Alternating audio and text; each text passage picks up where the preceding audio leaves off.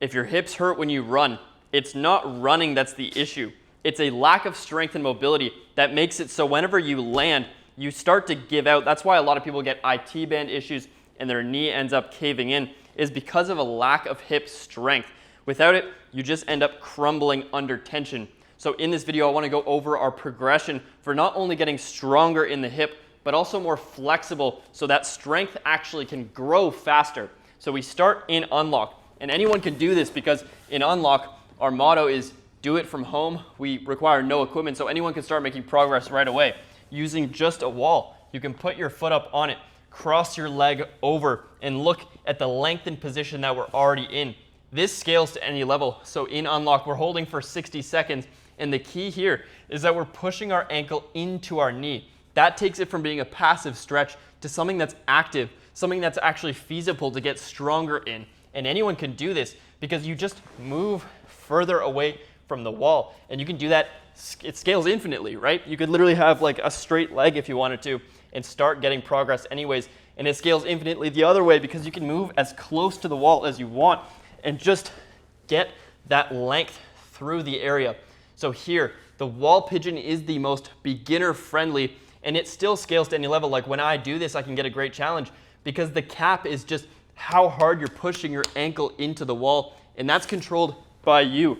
If you can't flex your muscles, you're probably not going to be good at running because running is body weight. So for people that are saying that the unlock program is too easy because it's all body weight stuff, you're in control of how hard it is because you're in control of how hard you squeeze the muscles. Then we get to rebuild, and here in rebuild, equipment's optional, but for here, you don't need any. A trifold mat is good for comfort, but again, you don't need it. So all you're doing is getting into the same position, but notice how my body weight is now over it. So I'm not leaning back, letting gravity come to me. I'm working with gravity, and I'm pushing my knee into the floor. You're also getting some internal rotation work here, but that's not the emphasis. The emphasis is on the front leg.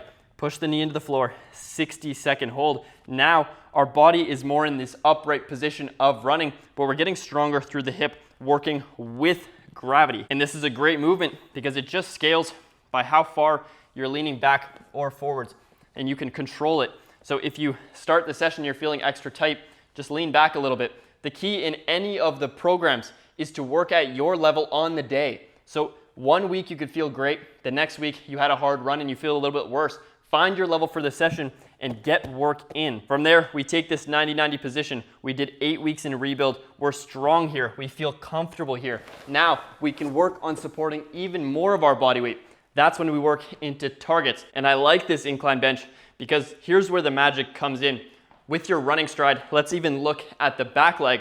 You're gonna extend through the back leg, which requires mobility here as well, not just in the outer hip. So when we take an incline bench, we now have a route where we're literally lengthening the hip flexor in the same position as running and getting stronger in the outer hip in a full stretch at the same time. In my opinion, for your running stride, this is one of the greatest forms of hip dominance. To see how protected your running stride is really just, I look at how good you are at this, and I can kind of tell where your hips are gonna be at. Now this scales like everything else that we do by just using more assistance. If you take some of your body weight off with your hands, it gets easier. And I like this incline bench because for anyone, if you find one at a gym, you can just increase the incline. I'm showing a dramatic example. You don't need to go this high, but I'm just showing that anyone can get into it by just leaning into your outer hip and pushing your knee into the floor just like we did in rebuild to gain that strength. The target that I believe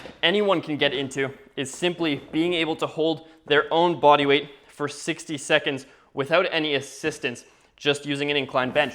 But if you want to take it a step further and you want to be one of the most protected runners, what I've seen is people can do up to 25% of their body weight holding in front of them to load the hip even more. And again, just holding for those 60 seconds. Moral of the story, you are in control of your hip ability. We start an unlock with the wall pigeon stretch, which scales to any level. Then we move into rebuild where we get comfortable and competent in our 90-90 position, now loading with gravity. Then we move into targets where it's our target to get 60-second hold with just our body weight on the incline pigeon stretch. And if you want to go further, you can load up to 25% of your body weight with it. Now, the point that you want to take away from this video is every new inch of mobility that you gain in your hip from literal beginner to strong athlete is another level of impact that you can take when you land in your running stride. And by following the route from unlock to rebuild to targets and working at your pain-free level the entire time, you have a no-risk approach to being able to regain that ability regardless of your starting point.